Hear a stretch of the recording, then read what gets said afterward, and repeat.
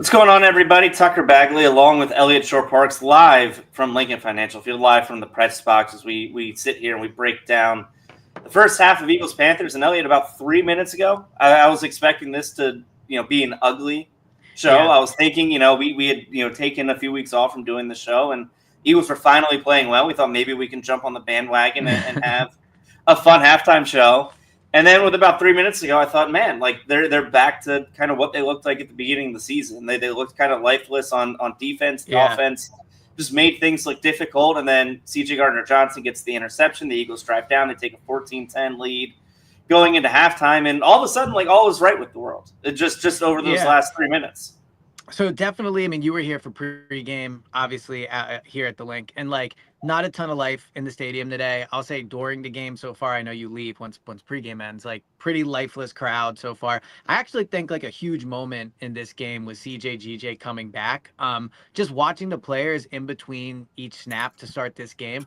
He was the only one like dancing to music, putting his hands up, like, trying to get guys going. And that's what you signed him for. You signed him for that type of stuff, for getting energy when energy's not there, for being the tough player. Obviously has the big hit at the beginning of the game. And then that interception completely turns it around. It was a really poor throw by Bryce Young, but if the Panthers, let's say the Eagles don't pick that off and the Panthers go get a field goal, all of a sudden there would have been 13-7, I guess, at a half potentially. So big play by CJ. I have my big picture thought in a minute, but the other thing I'll say is I do think Jalen has improved as the game has gone on. I thought his throw to Devontae for the touchdown was a really nice throw. He had that big run where it looked like he was going to get sacked and was able to get rid of 2 defenders and get a first down. Those are the type of plays I think we undervalue a little bit with Jalen. It's not a play, it just shows up as a 10-yard run or whatever in the stat sheet, but that's a big play. It goes from being behind the sticks, I think it was second down when it happened, behind the sticks, and needing 14 15 yards for a first down, to having a fresh set of downs. So those would be my initial kind of takeaways. But I think the big time takeaway from this game is the slow starts. Like I think I've been pretty measured in my thoughts on the slow starts, but today was a really disappointing day to come out and be flat. I know you're coming off a big win against the Ravens. It's not a lot of life here. It's cold, 1 p.m., bad opponent. But the Panthers have been bad in the first quarter this year. They're 31st in the NFL in points allowed, allowing just around a touchdown a game in the first quarter. And the Eagles look completely lifeless to start the game and bad on offense.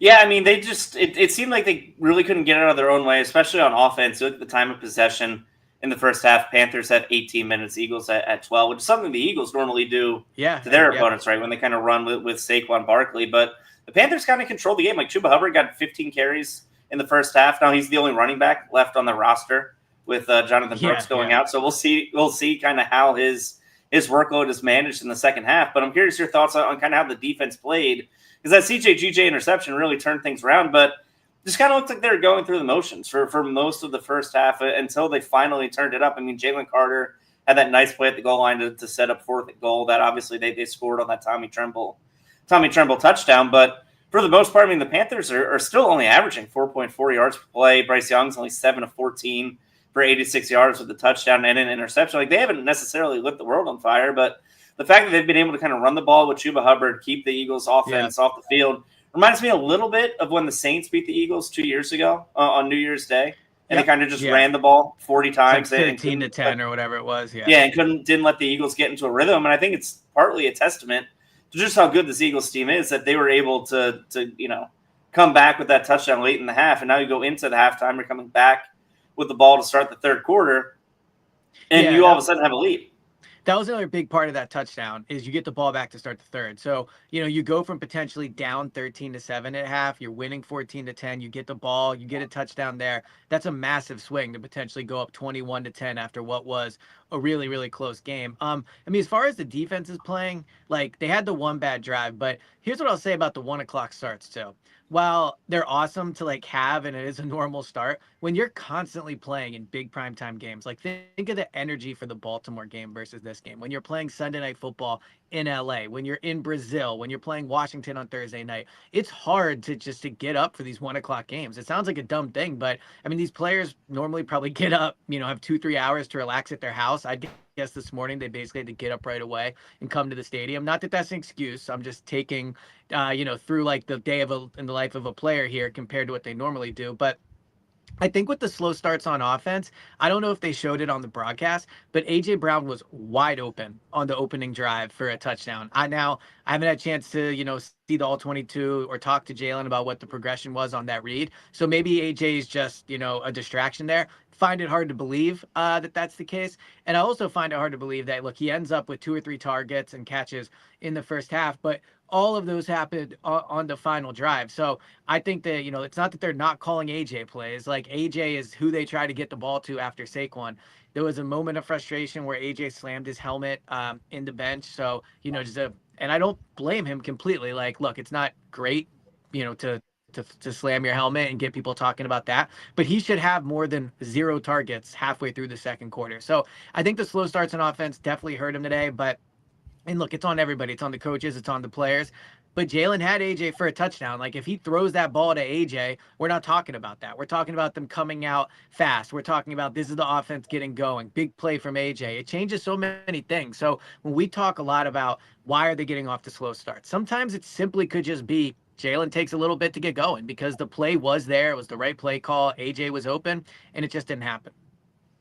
Yeah, I think it's interesting. You kind of look at how Jalen Hurts started. He started 4 of 9 for 40 yards. He finished 5 for 5 for 28 yards on their last drive. Gets the touchdown. Targets AJ Brown twice, which he didn't do, up until that final drive where they scored the touchdown. Targets him twice after he slams his helmet in the ground or the bench. That too. Just throwing that out there. Like, I think they were like, we should probably get AJ the ball, which is smart. Like, AJ should be getting the ball more than he was. So, again, not great to slam the helmet, but I don't think it's a coincidence after he gets a few targets on the next drive. And Saquon Barkley wasn't even getting the ball early in the game either, right? Like, he left after the first play of the game due to, they said it was an equipment issue on the TV broadcast, and now he finishes with 9 carries for 49 yards.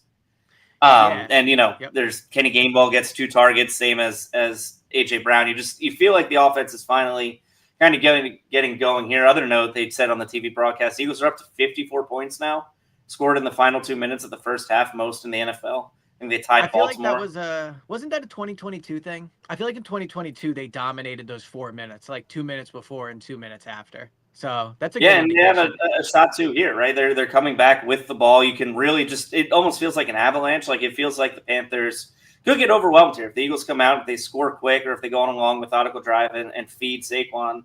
Feels like it's setting up right now to really where, maybe midway through the third quarter, heading into the fourth quarter, this game could be, maybe where we thought it should have been with them up double digits.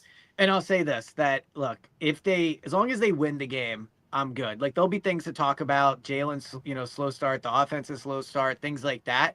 AJ getting the ball. But ultimately, you win the game today. And, like, that's the Panthers have been playing teams close. Now, I agree with you. The vibe I get from being down here is I think, the Eagles might go on a bit of a run here. I don't think the defense will be letting up many more touchdown drives. So if the Eagles score 10 more points, I think that's good enough to win the game. I'd be surprised if the Panthers got over 24 points.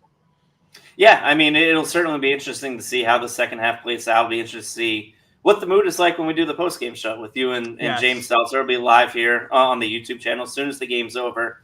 Check back here. James and Eliot will be live, breaking down everything that happened in the entire game, the second half. We'll see where Saquon Barkley ends up. We'll see how many targets AJ Brown gets in the second half, or if any more helmets get smashed. Yes. But that'll do it for me and Eliot here at halftime. The Eagles lead 14-10. Stay tuned, like I said, for after the game for the Go Birds post-game show. And we will talk to you guys later.